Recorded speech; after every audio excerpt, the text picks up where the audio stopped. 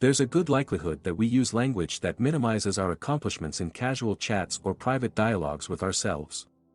Statements of this nature, which include, "Oh, it's no big deal, anyone could have done it," and "I'm such an idiot," are frequently linked to self-deprecation since they contain a negative self-evaluation.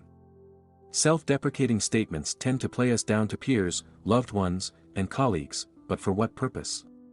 This video will show why we engage in acts that appear to be self-sabotaging and how self-deprecation affects our well-being.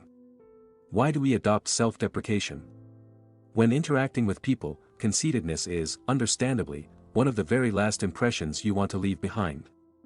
To avoid this, there is a tendency to go in the other direction and downplay your positive attributes or even insult yourself to appear humble. Speaking in this manner is usually to ensure that there is no assumption of ego. People also do this to appear more agreeable. Signs of self-deprecation. Let's take a look at some common indicators of self-deprecating language and behavior.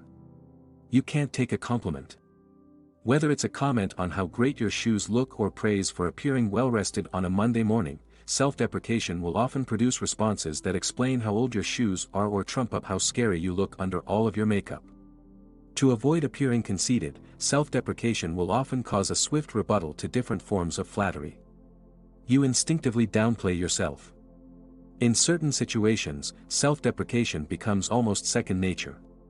It doesn't matter if everyone is aware of how much sleep you lost working on a presentation or how much effort you put into editing your first TikTok video.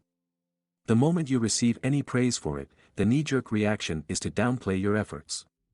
Impact of self-deprecation. Constantly making yourself the butt of jokes or downplaying the work you do may seem effective for producing laughs and appearing more down-to-earth. However, this practice of undermining your authority, picking others over yourself, and staying silent over your achievements can have unwanted consequences, not just to yourself but to others that may relate with you. The impact of constant self-deprecation may manifest in different ways. Your self-esteem is affected. Self-deprecation may be intended to encourage others to feel comfortable, but the reverse may be the case for the person who frequently engages in this act. Being the regular butt of jokes and constantly putting oneself down in front of others can become internalized attacks. Where this happens, self-esteem and self-perception may suffer.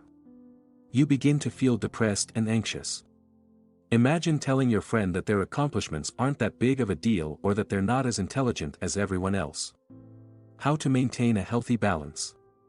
This balance may be achieved by using the following methods outlined below. Accepting compliments. The next time someone lets you know how great you look in the morning or how fantastic your work project turned out, try saying a simple, "Thank you." Accepting praise, especially where deserved, is a trait you should get comfortable with. Make the decision to be positive. To properly balance out self-deprecating behavior, it's important to think and speak more positively about yourself. Just as self-deprecation becomes close to second nature in your interactions, cultivate a culture where you view and communicate with yourself positively and constructively.